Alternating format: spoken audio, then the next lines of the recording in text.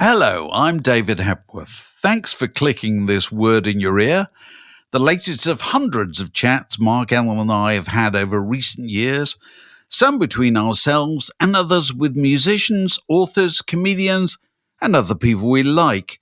If you'd like to help make sure they continue, you might consider being a Patreon supporter by visiting patreon.com/wordinyour-ear, or just by liking or subscribing in whatever way you prefer.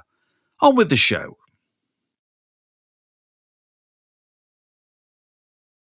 I'm delighted to say that we're joined by Robert Hilburn, who for many years was a venerable music editor or critic of the Los Angeles Times, and has just come out with a biography of one of my favorite artists, Randy Newman. And I have to ask Robert, first question, when you decided to call this book A Few Words in Defense of Our Country, did you think at any point that this was going to come out the week of the presidential election, that this might have ramifications?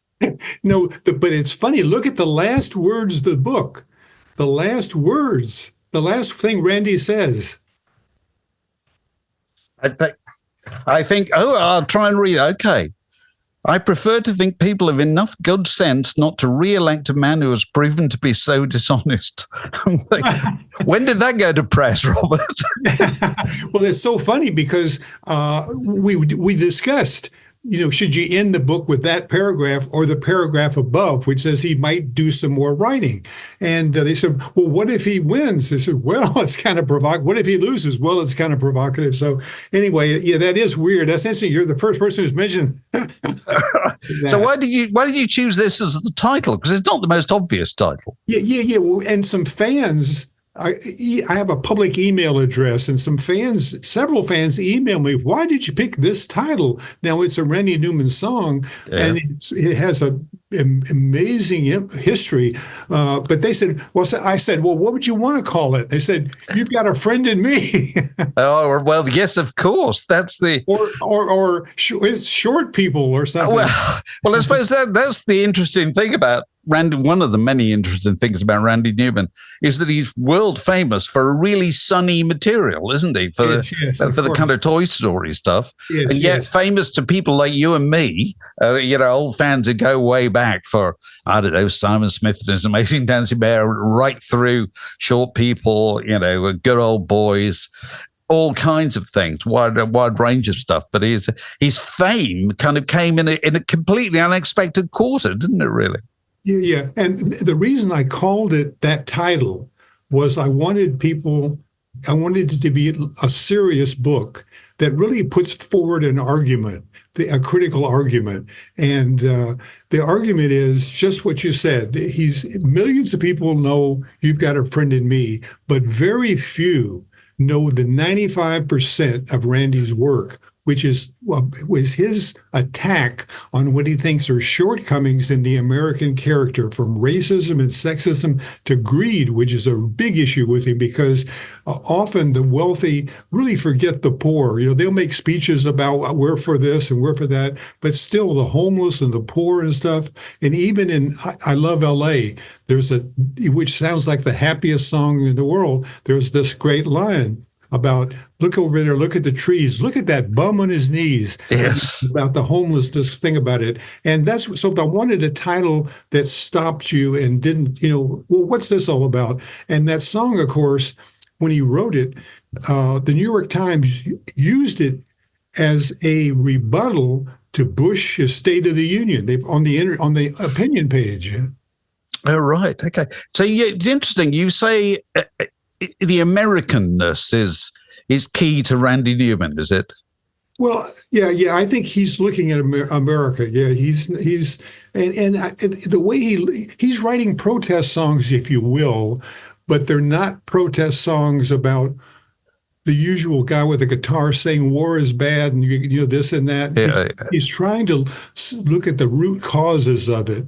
And then speak through the voice of the person who's the evil person, like in Rednecks. I mean, it's like it's a racist speaking in the song, and Randy thinks those words, how absurd they are more effective in attacking racism than for him to say, I don't like racism. No, sure. Well, let's start at the beginning. It's very unusual in the sense that, you come from an immensely musical family, where people were very established. And that's loomed very large in his life all the way through, hasn't it? Just explain that briefly. Yeah, well, his uncles, Alfred Newman and Lionel Newman, were kings of the film scoring in Hollywood for decades, and he was expected to follow in their footsteps. His father rolls a piano into his room on the morning of his 5th birthday. And constantly, that's the assumption. The father wants him to be a composer. The father thinks to be composing is the greatest thing in the world, and he grows up in that atmosphere, and it shapes him in a lot of ways. For one thing, the uncles were very insecure, and they were. They would make fun of actors on the set because they said the actors were always bragging and this and that and bragging about this and bragging about their salaries and bragging about their performances. And they said, never brag, Randy. And that became self-deprecating. I mean, he was an extreme in not doing that. And secondly, they said, don't tell people about your personal life because they can use it against you. So he's very much private, doesn't want to talk about his personal life. And that was one of the challenges I found, getting him to talk about that stuff, because I wanted to know what were the factors that influenced his musical vision.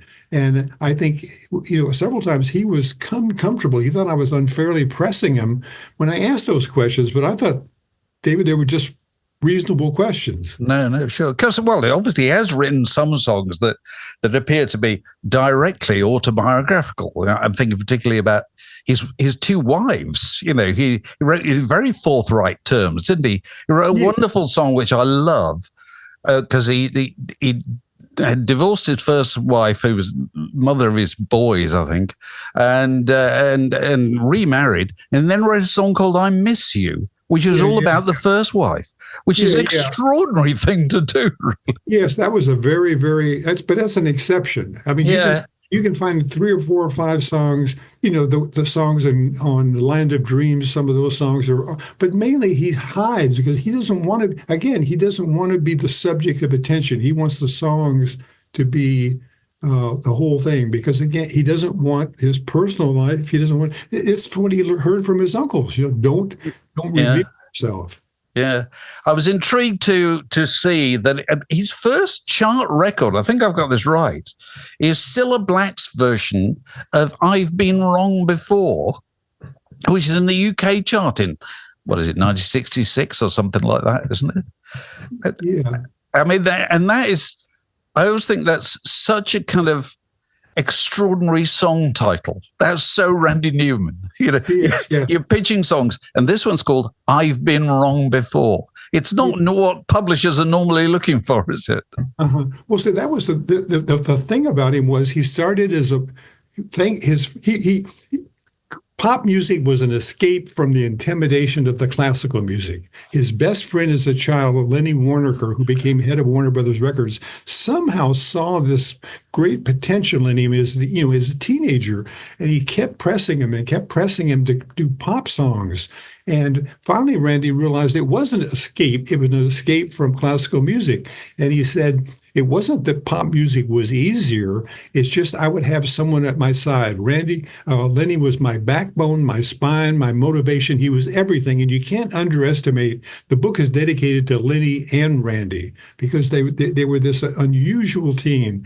But he starts off writing songs, and the publisher said, listen to the radio and write songs that are on the radio because we want to get those recording stars to record them. So he wrote a lot of songs that really, he like a lot of songwriters, he was just, these weren't songs he cared about so much. He tried to do his best he could, and that particular song was one of the first times he really got some mystery into the song. I read some of the NME and Melody Maker reviews of that, and they said, this is confusing. What's he saying?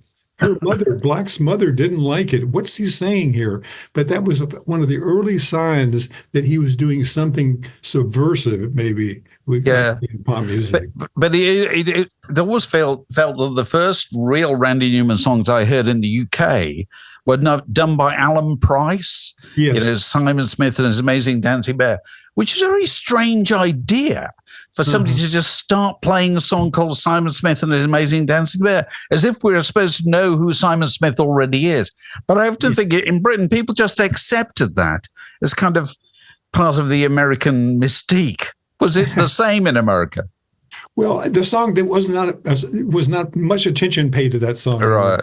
The first song he wrote, I mean, at one point he sees Dylan, he sees Simon, Sound of Silence, and he writes, I Think It's Gonna Rain Today. That was the first song that he wrote that was his own personal, I'm not writing for the radio, this is a song I care about. And David, the funny thing was, almost immediately he attacked the song, saying, oh, it's just a wimpy song. It's like those folk singers always do, Leonard Cohen and Paul Simon, though he respects those guys. But at that time he said that.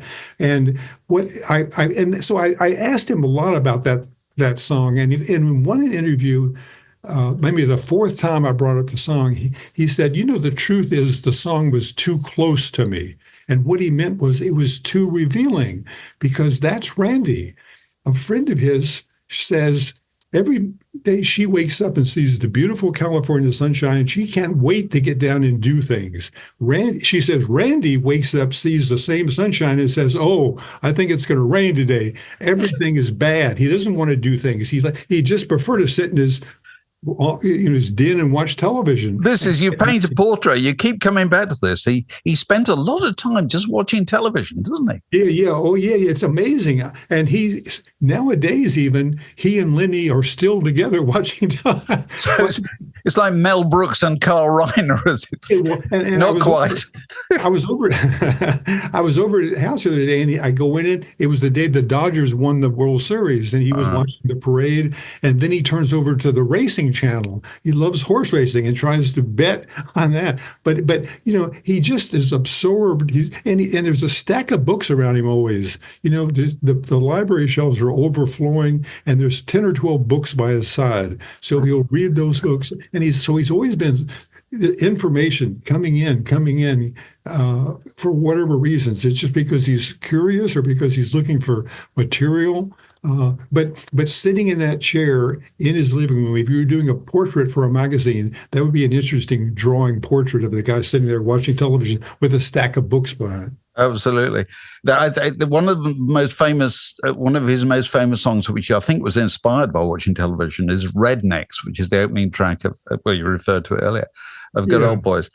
And it is, apart from anything else, it's a masterpiece of compression of the events that happened on that TV show in the first verse of that song. He works and works and works at songs, doesn't he?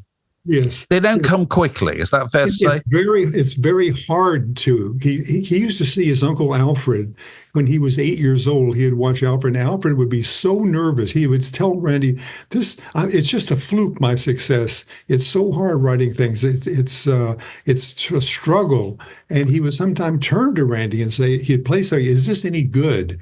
And so Randy saw that. He said, oh, my God, I don't know if I can do that. That was part of that intimidation, But he just works and works and works. Now, he can write You've Got a Friend in Me, the songs for movies in a second. All he needs is a subject. He asks the director, what do you want? The director in that case said, I want a song about friendship. Overnight, he brings it in the next morning. But if he's writing, if he has to pick the themes and think about it, that, how do I address this issue of greed?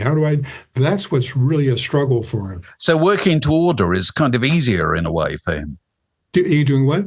Working to order, so to speak, is easier for him. Yeah. Oh, yes, he's on assignment, he says. That's what he calls it. But the thing was, so after he writes You've Got a Friend in Me, he started... He realized, watching Dylan particularly, I've got to find my own voice. What's my subject matter? And that took a year or so to do. And the first song that really he put his stamp in the sand was "Sail Away." That was the song about slave trading. Yeah. It's like the guy, a slave trader, tells the natives, "Come on to America. It's like a vacation." I mean, and then after that he writes Rednecks, and he writes Rednecks, and after he writes Rednecks, to show how deep he goes into the subject, he says, "I want to tell more about that character in the song, how his culture was, how he got the way he was." So he does The Good Old Boys, the concept album, and that was a masterpiece. And that was, from then on, there was no turning back. He was only doing songs he cared about and songs that he called significant, meaningful things about problems in the country. Yeah. But he's always had this kind of interesting relationship with, he's always had this curiosity about success, about, how can he'd like to have hits, wouldn't he? And he's kind of slightly puzzled when they don't happen. Yeah, I think almost every songwriter wants a hit. Every record maker wants a hit, whether they say it or not. And after he had, let's see, what was it? Short People. Yes. All of a sudden, that record becomes a top 40, his only top 40 hit ever. Although You've Got a Friend in Me would have been a number one record around the world if it had been released. Okay. Yeah. But anyway, he on Success, he would sit around. His first album sells 5,000 copies. It's a disaster. Okay. The second one sells 5,000. Another disaster. He was so depressed, he stayed in his home. He avoided the studio for months, 8, 10 months, almost a year. And Lenny would go by every week or so. "Come on, Randy, let's get going." And Randy would say, "Lenny, nobody cares." I mean, it's like, can you imagine the struggle of writing songs, David? Nobody cares. So finally he gets back in. And after Short People, that's a strange, curious hit. I mean, it's nothing like what he really is. And I remember hearing some stories at the time from record store employees that a lot of people who bought that record, the album, brought it back because they thought it was going to be a comedy album. Well, you naturally would, wouldn't you? Really, if that's the first you'd heard of Randy Newman, you thought, "Oh, he writes funny songs," which he kind of does on some levels. But there's all kinds of other things going on in there at the same time. But Short People, if that's your first hit, it's a nightmare to follow up, isn't it? Really, there's no obvious follow-up. Yeah, well, but then he does this album, Born Again, and he has the picture on the cover of him in Kiss makeup, like a businessman, okay? And that's a disaster because it confuses everybody. What's he doing here? Is he now so excited for fame and success he's making a fool of himself? Or other people say, "Oh, he's saying rock and roll is soulless, that the people are just after money and stuff." And he thought it was a joke, he thought, because look, his fame, that album sold maybe 600,000-700,000, okay? At the same time, other artists, James Taylor and Flea Black, they're selling 10 million copies. So how come I'm not? He said, there's a funny line. He said, I was always surprised. I had a few songs I thought could be a hit. And you'd think walking around Don Henley and Linda Ronstadt and James Taylor, some of the hits would just fall on me. Some of their success would rub off on me and stuff. But I think the important part of that is, by doing the songs he did, the songs that were controversial, that were confusing the radio, none of those significant songs got played. Rednecks and Sail Away and most of the other songs he ever wrote. He knew he was sacrificing his commercial future by doing that, but he continued to do that. That's something that's never quite noticed about Randy. He could be writing these songs like Short People and You've Got a Friend in Me, he would have been a very successful pop artist, but he wouldn't have been doing what he wanted, and he wouldn't have been doing what's interesting to both of us about him. Yeah. One of the things you're very well known for, Robert, is, I have to mention this. I think you wrote the review of Elton John in the LA Times at the time he played the Troubadour in, when is this, 1970 or something like that? Yeah, 1970. So there's Elton John. Also, another artist who plays the piano, both wear spectacles, both rather unlikely characters. Elton John goes on to sell millions and millions of records. Randy Newman doesn't. Do you ever think about that? Well, sure I do, because the Elton review was in August, I think, of 1970. Randy played the same room, the Troubadour, making his debut in, I think, January or February. And when I saw that, I was awed by him. I thought he was amazing. I wrote this thing. I said, what was he doing? He didn't have a guitar. He sits out there by himself. He's singing some of these songs that are funny, some of these songs that are, darker. So what's kind of going on? And the only thing that I could pick up on was his voice. It sounded to me like New Orleans. It sounded kind of Southern. So I thought maybe he's working in a blues. I thought he was changing the blues the same way. And I wrote this the same way Dylan was changing folk music in New York, and because it was a mystery quite where he's headed, and one of the differences, that was his first formal show. Warner's had no idea what was going on here. There was no airplay on the record.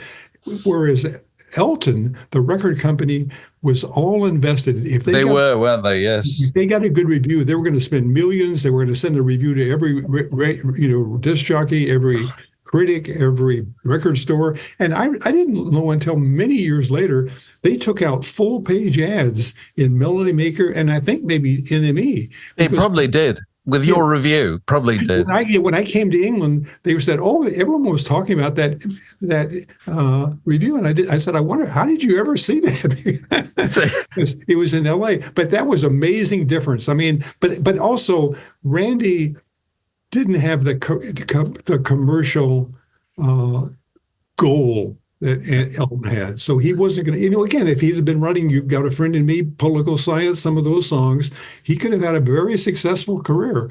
But he didn't really start having the success, aside from critics, until the movies. And Toy Story really made him, that made him, if you ask anybody what about Randy Newman, and you mention You've Got a Friend in Me, I think is the song. So, yes, if the New York Times or the LA Times or whoever are preparing his obituary, what's in the headline? Is it Toy Story composer, or is it Short People author, or acerbic songwriter?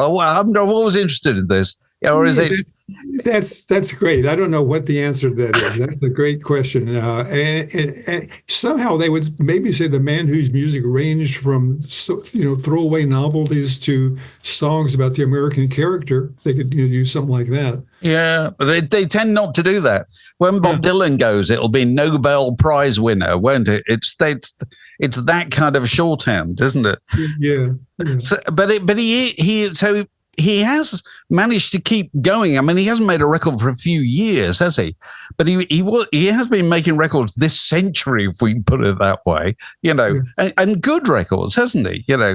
Dark Matter and these things. So he's managed to keep his old career going while having the film career at the same time. Yeah, well, he I think it was around 1988. He finally had enough confidence from those albums, enough praise and Lenny saying how great they are. And even though he was doubtful the whole time, he didn't really start realizing how good his work was, or admitting it, at least until recent years. He would never remember the uncles don't brag. Okay. So, in 1980, he had the confidence to, okay, I'm going to take up the family challenge. I'm going to do films. And he did, for the next 20 years, he did maybe 15, 20 films and 1 or 2 or 3 albums. And a lot of fans in America, at least, were saying, well, it's over. He's not going to make any more albums because he's getting $1 million a picture. Records never made money for him. No. Right. Sure, he might have, but it was these movies that made him. But eventually, he decides, just as he's getting to be about 60, a time when you never expect a pop star to be doing good work. And that we could name a lot of names. Yeah. So he says, I've got to stop, because those songs, those significant songs, are the most important thing I do. So he goes back and he over the next 15 years, I guess, he makes 3 albums, which I would put alongside Good Old Boys and Sail Away. You can argue back and forth, but they're fantastic albums. And Bob Christgau, one of the big critics in America, put Dark Matter his best album of the year in 2017. And John Perales of the New York Times put, I think, Harps and Angels, high and Right. too. And so, but most critics, the sad thing is most critics in America, because of age, I'm not sure what it is, they don't pay attention to any artist whose career started before 2000. It's like they're in a no man's land. And in there's a Village Voice poll that all the critics vote in to pick the best album of the year. And his Dark Matter, I think, made number 29 on that Right. list. And it was the only album in the top 40 by an artist that was before 2000. So you see that it's a blackout, kind of. Yeah. And then really you look at Simon's work and look at Dylan's work and look at Randy's work, particularly if you just take those three guys who were, in the 70s and 80s, they're doing remarkable work. So Randy always used to joke about the fact that he got nominated for an Oscar every year and went and never won it at all. Yeah. But he did eventually, didn't he? Yeah. He won. He's won, I think, 2 Oscars now. And the great line, of course, was he walks up to the microphone the first time and says, "I don't need your pity." He'd been working on that line for years, I'm sure. Yeah. You know what was really funny? I think when he walked on stage at the Rock and Roll Hall of Fame to get his, pat in the back and stuff, be inducted, they were playing Short People to the audience. Isn't that weird? The song. Well, that would be. I'm sure he noticed the irony of that. And of course, he's quite a tall man, isn't he? No, it's like funny. He's about 5'10", 5'11", I guess. Oh, I always thought he was more than that. Okay. Right. And Lenny's, though, is only like 5'8", so Lenny never liked the song. Oh, right. But the Rock and Roll Hall of Fame, is that the thing? Was it done at the Hollywood Bowl or something like that? Because I was watching a thing the other night on YouTube, wonderful clip of him singing "I Love L.A." at some investiture, and he's got Tom Petty, John Fogerty, and Jackson Browne singing with him. It's absolutely brilliant. Well, I think you might have confused. I don't think it was at the Hollywood Bowl. It felt to be in L.A. It looked as if it was outdoors. I may be wrong. It was probably inside. Okay. Someplace, but those guys did get on stage and sing with him and stuff. It looked and sounded fantastic, and I thought to myself, he for all his kind of modesty and he doesn't like praise and so forth, he looked like he was really enjoying that kind of moment, that recognition. Yeah, and he does like everybody likes praise. I mean, you might not like it and stuff. You might not admit it and stuff, but if you tell him, the New York Times had this review of him, and that's nice, he'll say that's about as much as he'll kind of comment on it, because he's really an artist. He's really not. Yes, he would like to sell more. Yes, he would like as much praise as you get, but nothing's worth nothing to get that. He would have to give up much of what he's important about it. He's never going to do that. All right. Has he read it? Well, you've given him a copy, but has he read it? Well, it was interesting because he was, I say, there was times when I could tell he didn't like the direction the questions were going. Tell me about your relationship with your father, okay? Right. Because he doesn't want to criticize his uncles. He doesn't want to criticize his family. He doesn't want to talk about him being cross-eyed as a young boy because he wants people to listen to the music, and that's what the uncles kept telling him. But the one thing he did was he told me just as an off-the-cuff thing one day, "Are you going to talk to my kids?" And I thought that, in my history of talking to rock star kids, it was like they never said anything. They were the family. In fact, the parents didn't want them to talk about it because it would blow their image. But so when I started talking to the kids, I thought it was just going to be a polite hello, how are you, nice to meet you. But they started talking, and they told me every question. They gave me the answers to every question I wanted to ask Randy about how he is, the insecurity, the this and that. his relationship with the family, his goal. They were fantastic. They were so honest and forthright, which is a credit to him to bringing up those kids to be like that, you know? Absolutely. And his wife, Gretchen, was the same way. So they gave me much of the heart of the book really came from them, you know? I mean, Randy talks about the music and he gives you clues once in a while to himself, but it was his family that really told me the story. And yes, he's read it. And he sent me, I don't want to say what he said, but he sent me a very, very nice note, you know, about it. So I think he's quite, in fact, the New York Times talked to him and he said, there are some things that might make you uncomfortable. And he says, no, there's nothing. He said, oh, it was something, it was difficult for a while or something like that, but there's nothing in the book that is out of, somehow he gave it an endorsement there too. Right. Nothing that embarrasses me or nothing that you would change or something like that. Okay. Well, there it is. Randy Newman, A Few Words in Defense of Our Country, the biography of Randy Newman by Robert Hilburn. Robert, it's been lovely talking to you.